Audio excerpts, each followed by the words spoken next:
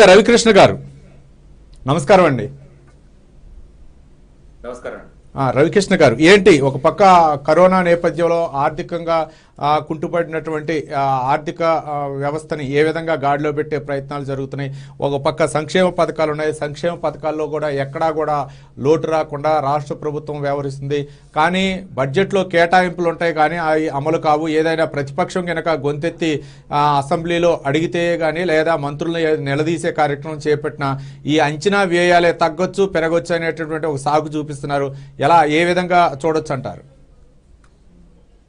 కేటాయింపులకి ఆచరణకి చాలా తేడా ఉందండి. అది మనం 7.5 సంవత్సరాల్లో ప్రతి సంవత్సరం చూస్తూనే ఉన్నాం. మనము వీళ్ళు బడ్జెట్ లో కేటాయించింది ఏది కూడా పూర్తిగా ఇంప్లిమెంట్ చేయలేదు.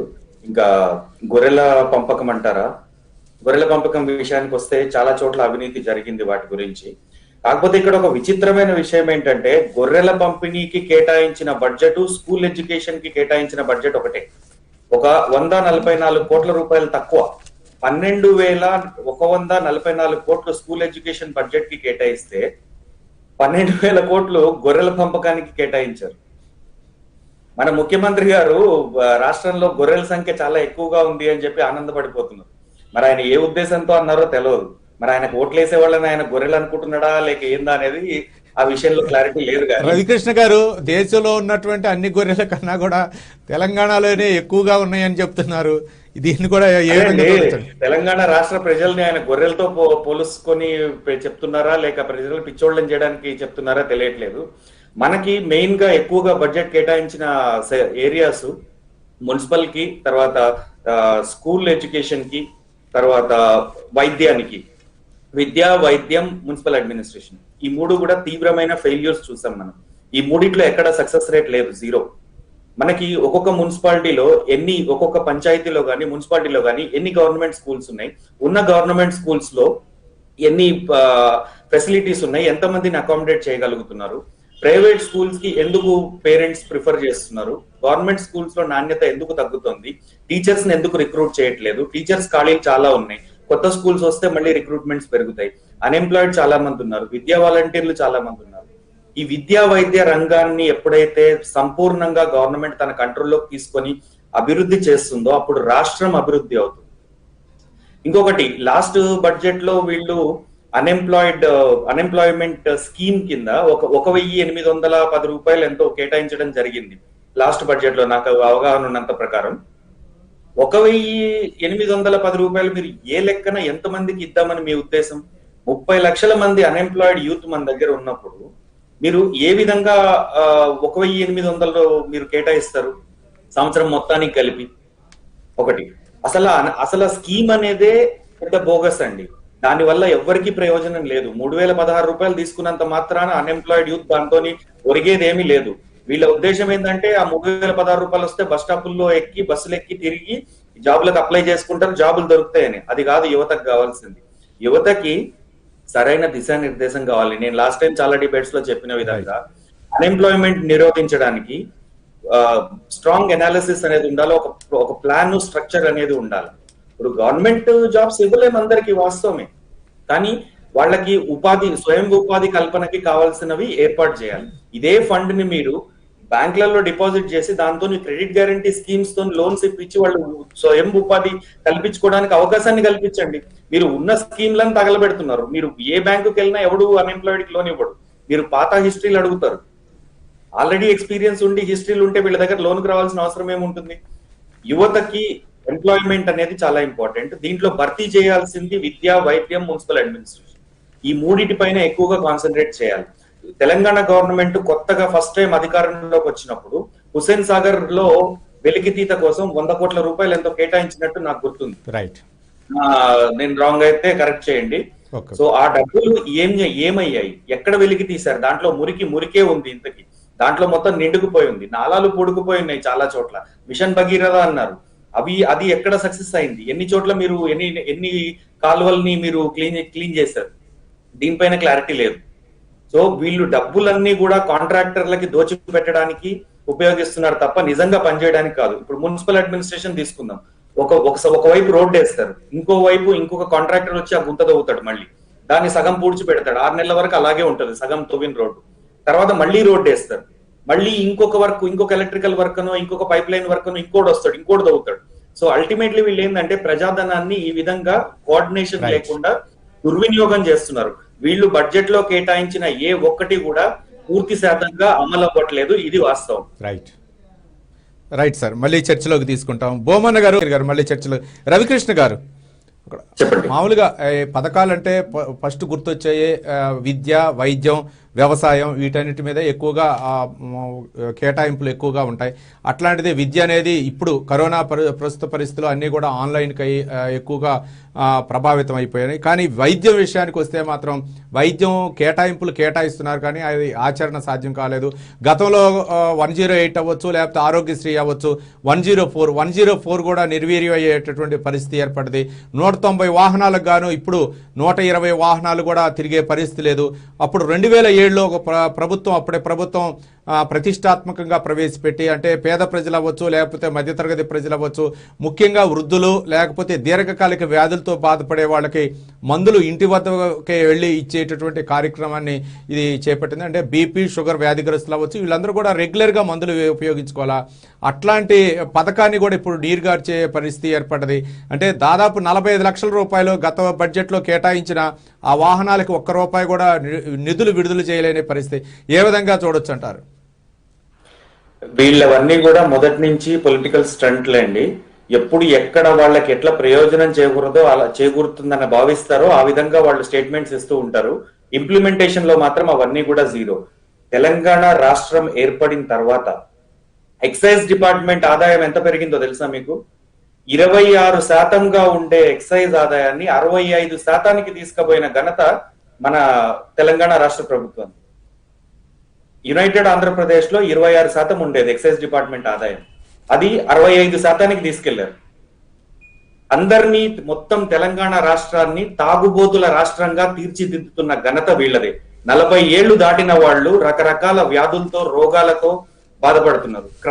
క్రైమ్స్ అనేవి under influence of alcohol, majority crimes, ఒకటి కాదు, ఈవెన్ ఢిల్లీలో జరిగిన బ్రూటల్ క్రైమ్ కూడా అది ఆల్కహాల్ ఇన్ఫ్లుయెన్స్ లోనే జరిగింది. ఇక్కడ శంషాబాద్ లో ఒక ఘటన జరిగింది, వాళ్ళు అదే మత్తులో చేశారు. ఆల్కహాల్ అనేది ఒకసారి అలవాటు పడ్డాక వాళ్ళు స్వతహాగా బయటికి రాలేరు. ప్రభుత్వం చెప్పేది ఏంటంటే దాని మీద 40% రేట్లు పెంచు, 50% రేట్లు పెంచు, వాళ్ళు తాగడం తగ్గుతుంది అంటారు. కానీ మీరు 100% రేట్లు పెంచినా కూడా ఇంట్లో వస్తువులు అమ్మేనా సరే మందు తాగుతారనే కామన్ సెన్స్ ఈ ప్రభుత్వానికి లేదు.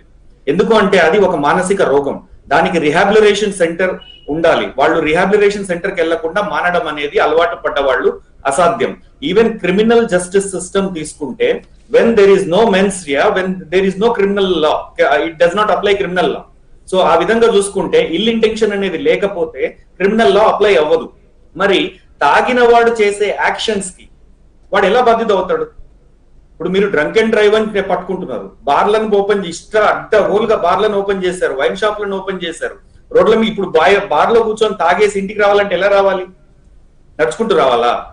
బండి వస్తే మీరు ఆపుతారు, ఫైన్ వేస్తారు, వాళ్ళని ఇన్సల్ట్ చేస్తారు, వెహికల్ సీజ్ చేస్తారు, కోట్ల చుట్టూ తిప్పుతారు, జైలు శిక్ష విధిస్తారు, మళ్ళీ వాళ్ళ పైసలతోనే బతుకుతారు. 30,000 కోట్ల రూపాయలు సంపాదిస్తుంది రాష్ట్ర ప్రభుత్వం ప్రజల రక్తాన్ని పిండి పిప్పి చేసి. ప్రజల రక్తంతోని వ్యాపారం చేస్తోంది. ఈవెన్ మద్రాస్ హైకోర్టు అబ్జర్వేషన్ ఉందండి, why not a state government be treated as an abater in crimes under influence of alcohol? Notices were issued by the Madras High Court. ఎంత దారుణమైన విషయం అంటే వీళ్ళు తగ్గించడానికి చర్యలు కాదు. ఇప్పుడు మీరు సిలిండర్ పైన రేట్లు పెరిగినాయి, పెట్రోల్ పైన రేట్లు పెరిగినాయి, బట్టలు దించుకొని మాట్లాడతారు ప్రతి ఒక్కళ్ళు. ఇదే లిక్కర్ పైన గుండె కొట్టుకుంటా మన 90 ml సారు సీఎం 40% రేట్లు పెంచిండు. ఏం చేశారు? ఎవరు మాట్లాడారు? అది ఎవరి సొమ్ము? ఇప్పుడు ఇంట్లో ఆ మందు లేదు అంటే, ఒకవేళ ఒక క్వార్టర్ మద్యం దొరకలేదు అంటే అలవాటు పడ్డ వాళ్ళకి, ఇంట్లో బియ్యం ఉన్నా లేకున్నా, పిల్లలు తిన్నా తినకపోయినా డబ్బులు తీసుకెళ్లి క్వార్టర్ కొని తాగి పడుకునే రకమైన జనాలు ఉన్నారు. ఆ విధమైన అలవాటు అది సైకలాజికల్ డిసార్డర్. అది దానికి మెడికల్ ట్రీట్మెంట్ కావాలి, అది మానలేరు, వాళ్ళ కంట్రోల్లో లేని విషయం అది. ఇది ప్రజల వీక్నెస్ తోని ప్రభుత్వం ఆడుతున్న భయంకరమైన డ్రామా ఇది. మీరు వెల్ఫేర్ స్టేట్ అంటే ఏంది అసలు? ఏ విధంగా మీరు ఏ రకమైన వెల్ఫేర్ యాక్టివిటీస్ మీరు చేస్తున్నారు? విద్యారంగాన్ని మొత్తం సర్వనాశనం చేశారు, వైద్య రంగాన్ని మొత్తం సర్వనాశనం చేశారు. ఒకప్పుడు రాజశేఖర్ రెడ్డి గారు ఉన్నప్పుడు ఆయన Aarogyasri implementation was excellent, everybody appreciated. ఆయనకి మూడోసారి అధికారం ఇచ్చింది కూడా దాని గురించే. ఎందుకంటే ఏదైనా ఒక గుండె జబ్బు వస్తే ఆపరేషన్ చేయించుకోవడానికి 1,50,000 అవసరమయ్యేది అప్పట్లో. ఇప్పుడు ఇంకా 4-5 లక్షలు అవుతుంది కానీ అప్పట్లో ఆ 1,50,000 రూపాయలకి మీ దగ్గర ఆధార్ ఉన్నా ఏమున్నా ఎటువంటి చిన్న పెద్ద తేడా లేకుండా సీఎంఓ ఆఫీస్కి వెళ్తే ఒక సంతకం చేసేవాళ్ళు, ఆపరేషన్ జరిగేది. నా సొంత అమ్మగారికి నేను అలా చేయించాను. ఆ విధమైన ఇప్పుడు వైద్య రంగాన్ని మీరు నిర్లక్ష్యం చేస్తున్నారు. కార్పొరేట్ హాస్పిటల్స్ ఎందుకు డెవలప్ అవుతున్నాయి? గవర్నమెంట్ హాస్పిటల్ స్థితి ఏంటి? ఉస్మానియా పరిస్థితి ఏంటి? గాంధీ హాస్పిటల్ పరిస్థితి ఏంటి? మనుషుల్ని కూడా చూడండి కదా, జంతువుల కంటే హీనంగా చూస్తారు అక్కడ. మీ దగ్గర నెంబర్ ఆఫ్ డాక్టర్స్ తక్కువ, నెంబర్ ఆఫ్ హాస్పిటల్స్ తక్కువ.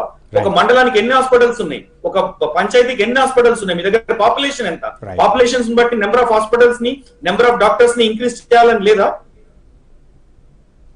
విద్య విషయానికి చూస్తే కార్పొరేట్ హాస్పిటల్స్ ఎక్కడ పడితే అక్కడ ఫైర్ సేఫ్టీ నామ్స్ ఉండవు, ఏముండవు. ప్రజల జీవితాలతో చెలగాటం. లంచం ఇవ్వండి, పర్మిషన్ ఇస్తాం.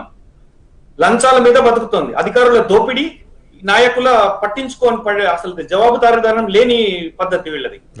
ఇష్టం వచ్చినట్టు ప్రైవేట్ కాలేజీలు దోచుకుంటున్నాయి. ఎల్కేజీకి 2 లక్షలు అంటండి డొనేషన్. ఎట్లా బతుకుతారు? సామాన్యుడు బతకడానికి అవకాశం ఉందా అసలు?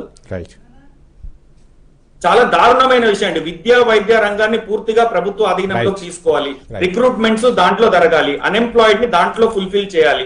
ఇంకొక విషయం అండి, $480 బిలియన్ వర్త్ ఐటమ్స్ మనం 2019 లో ఇంపోర్ట్ చేసుకున్నాం ఫారిన్ కంట్రీస్ నుంచి. దానికి ఇండియన్ కరెన్సీ కన్వర్ట్ చేస్తే 35 లక్షల కోట్లు. దాంట్లో ఆయిల్ కి, తర్వాత ప్రీషియస్ స్టోన్స్ కి, తర్వాత ఆయిల్ రిలేటెడ్ బై ప్రొడక్ట్స్ కి స్పెండ్ చేసింది $183 బిలియన్. అంటే అప్రాక్సిమేట్లీ మనం దాంట్లో నుంచి ఒక 18 లక్షల కోట్లని మనము ఓన్లీ ఎలక్ట్రానిక్స్, ప్లాస్టిక్, మిషనరీ ఇటువంటి ఐటమ్స్ మనం ఇంపోర్ట్ చేసుకున్నాము. అవి మన అన్ఎంప్లాయిడ్ టెక్నికల్ యూత్ ఇక్కడ తయారు చేయగలిగిన వస్తువులు. మన అవసరాల నిమిత్తము డాలర్స్ పర్చేస్ చేసి, ఇప్పుడు డాలర్ వాల్యూని బట్టి మనం పెట్టే ఇన్వెస్ట్మెంట్ పెరుగుతుంది అక్కడ. ఇప్పుడు ఆ ఐటమ్స్ ని ఇక్కడ తెచ్చుకుంటున్నాం. అదే ఇక్కడ ఉన్న అన్ఎంప్లాయిడ్, మనకి ఇండియాకి చాలా స్ట్రాంగ్ స్ట్రెంగ్త్ అన్ఎంప్లాయిడ్ కి ల్యాకింగ్ ఏంది? Technical training, financial support. Financial support central and state government ఇద్దరికి నా స్ట్రైట్ క్వశ్చన్. మీరు ఫైనాన్షియల్ సపోర్ట్ ఇస్తున్నాము అని చెప్పి పేపర్ మీద మీరు స్కీములు తయారు చేస్తారు. ఇంప్లిమెంటేషన్ కి వచ్చేసరికి ఎంత మందికి తగ్గుతుందో ఒక సామాన్యుడికి. ఒక సామాన్యుడు ఒక వ్యాపారం పెట్టుకోవాలి అంటే ఎన్ని కష్టాలు పడాల్సి వస్తుంది అసలు. ఇంకొకటి, మీరు 20% మార్జిన్ మనీ అంటున్నారు ఒక 2 crores వర్త్ ప్రాజెక్ట్ సెటప్ చేయడానికి. 20% మార్జిన్ మనీ 40 lakhs ఉంటే అతను అదెందుకు ఆలోచిస్తాడు? ఇంకొక ఆల్టర్నేటివ్ బిజినెస్ చూసుకుంటాడు తన దగ్గర ఉన్న డబ్బుతో. మీరు పెద్ద కంపెనీస్ ని తీసుకురండి. మీరు ఇంపోర్ట్ చేసుకుంటున్న ఐటమ్స్ ని ఇక్కడ మ్యానుఫ్యాక్చర్ చేయండి హైదరాబాద్ లో. బిజినెస్ అనగానే, జాబ్స్ అనగానే ఐటీ ఇండస్ట్రీ అనే మైండ్ సెట్ నుంచి బయటికి రావాలి. అది చంద్రబాబు ఉన్నప్పుడు 2000 సంవత్సరంలో మొన్నటి వరకు నడిచింది. అది ఎగ్జాస్ట్ స్టేజ్ కి వెళ్ళిపోయింది. ఐటీ ఐటీ ఐటీ ఐటీ అయ్యారు, అదొస్తేనే అదే ఉద్యోగం, అదే ప్రపంచము అన్నట్టు కాదు. మనం చాలా వస్తువులు బయట నుంచి ఇంపోర్ట్ చేసుకుంటున్నాం. అవి ఇక్కడ ఫ్యాక్టరీస్ తీసుకురావాలి. ఇక్కడ తీసుకొని వస్తే యువతకు ఉద్యోగాలు దొరుకుతాయి. సరే, మీరు స్వయం ఉపాధి కల్పించలేరు, కనీసం అటువంటి ఇండస్ట్రీస్ ని ప్రభుత్వ ప్రైవేట్ భాగస్వామ్యంతో మీరు సెటప్ చేయండి. అన్ఎంప్లాయిడ్ కి ఉద్యోగాలు ఇవ్వండి. విద్యా రంగంలో, వైద్య రంగంలో పోస్టులను భర్తీ చేయండి. ఇవి చాలా ఇంపార్టెంట్. ఇది వెల్ఫేర్, పబ్లిక్ వెల్ఫేర్ కి సంబంధించిన దాంట్లో మీరు చెయ్యరు. మిగతా అన్ని గొర్రెలు పంచుతాము, గొర్రెల్లో అక్రమాలు. డాక్టర్లు నా నోటితో, నా చెవులతో నేను విన్నానండి. ఒకే గొర్రెని 10 మందికి ఇచ్చారు, సంతకాలు తీసుకున్నారు, పంపించారు. లక్షల రూపాయల అవినీతి జరిగింది గొర్రెల పంపకంలో. తెలంగాణ ప్రజల్ని గొర్రెల్ని చేస్తున్నారు. ఇప్పుడు అక్కడ ఎలక్షన్స్ ఉన్నాయి కాబట్టి, యాదవులు ఎక్కువ ఉన్నారు కాబట్టి, గొల్లోళ్ళు ఎక్కువ ఉన్నారు కాబట్టి గొర్రెల పంపిణీ. ఒక స్టేట్మెంట్. అది హుస్సేన్ సాగర్ మీరు ఏం చేశారండి ఇంతవరకు? నాలాల పరిస్థితి ఏంటండి? నాలాల మీద ఎన్క్రోచ్మెంట్లు ఉన్నాయి. హైకోర్టు మిమ్మల్ని సివియర్ వార్నింగ్ ఇచ్చింది జిహెచ్ఎంసీకి. ఇప్పుడు మీకు కోర్టులు తిడితే తప్ప మీరు పని చేయరు. ఇల్లీగల్ కన్స్ట్రక్షన్స్ ఇప్పటికీ ఉన్నాయండి. నేను సంగారెడ్డి డిస్ట్రిక్ట్ గురించి మాట్లాడుతున్నా ఎస్పెషల్లీ. నా కళ్ళ ముందు జరిగేది కాబట్టి అక్రమ కట్టడాలు, ప్రభుత్వ భూముల కబ్జాలు ఇక్కడ అత్యధికంగా. రవికృష్ణ గారు, ఆదాయం తగ్గినప్పుడు ఎల్ఆర్ఎస్ అవ్వచ్చు, లేకపోతే బీపీఎస్ అవ్వచ్చు, వీటి ద్వారా కూడా ఆదాయాన్ని నింపుకునే ప్రయత్నాలు రాష్ట్ర ప్రభుత్వం చేస్తుందంటే మీరేమంటారు? ప్రజల నడ్డి విరవాలండి. ప్రజల నుంచి దోపిడీ చేయాలి. ఒక విధంగా ఆల్కహాల్ రూపంలో ప్రజల్ని పీల్చి పిప్పి చేస్తుంది. వాళ్ళ వీక్నెస్ ఆల్కహాల్ అనేది ఒక మానసిక రోగం, రుగ్మత. దాని ద్వారా వాళ్ళకి తెలుసు ప్రజలు మందు లేందే ఉండలేరు అన్న విషయం తెలుసు. తెలిసి దానిపైన ఎక్స్ప్లాయిట్ చేసి అడ్డగోలుగా రేట్లు పెంచి సిగరెట్లు గానీ ఆల్కహాల్ గానీ డ్రగ్స్ గానీ ఇవన్నీ బానిసత్వం కింద ఉంటాయి. అవి మెంటల్లీ ట్రీట్మెంట్ లేనిదే ఎవరు కూడా మానలేరు సాధారణంగా. సో దాన్ని అవకాశంగా తీసుకొని దోచుకుంటున్నారు. ఇంకొకటి మీరన్న ఎల్ఆర్ఎస్ బిఆర్ఎస్ కి వస్తున్నాను. అక్రమ కట్టడాలు కట్టేటప్పుడు పర్మిషన్లు ఇస్తారు, అధికారులు కళ్ళు మూసుకొని చూస్తూ ఉంటారు. అంతా కట్టిన తర్వాత సామాన్యుడు వెళ్ళి దాంట్లో ఫ్లాట్ కొంటే అప్పుడు వస్తారు ఎల్ఆర్ఎస్ బిఆర్ఎస్, దీనికి అది లేదు, దీనికి ఇది లేదు, ఇది రెగ్యులరైజ్ చేయి, లేకుంటే వచ్చి కూలుస్తాం. వీళ్ళకి ఏంటంటే ఎటు తిరిగి దోపిడీ చేయడం. ఇది ఒక దోపిడీ రాజ్యం, దొంగల రాజ్యం. రైట్ రైట్ రైట్ రవికృష్ణ గారు.